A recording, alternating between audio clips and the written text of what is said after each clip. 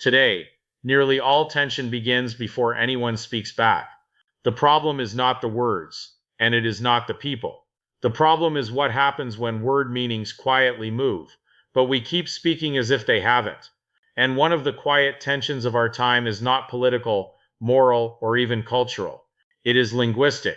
Words that once had stable descriptive meanings now arrive carrying assumptions the speaker never intended and the listener never verified. Take the word freeman. Historically, a freeman was not a sovereign being, and he was never outside authority. A freeman was simply a man not held in personal bondage. He was free from slavery, not free from law. He still lived under a lord, under a crown, and under a charter or a system of dues. What made him a freeman was that he could move, trade, contract, and associate beyond a single estate.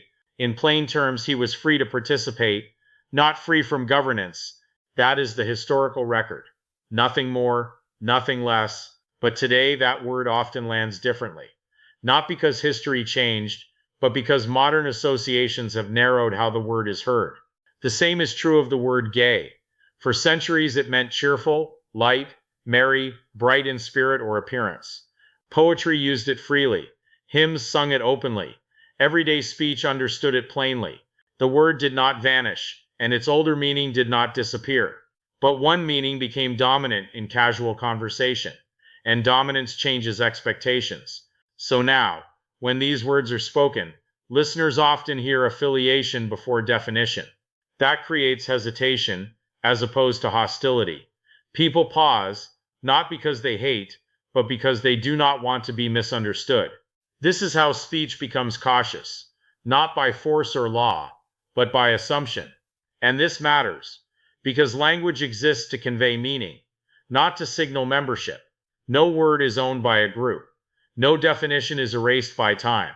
But clarity now requires more care. That is not surrender. It is wisdom. In law, this problem is already understood. Courts define words by context. Statutes fix meaning while history is consulted. Jurisdiction does not collapse because language drifts, but everyday conversation feels the strain because it lacks footnotes.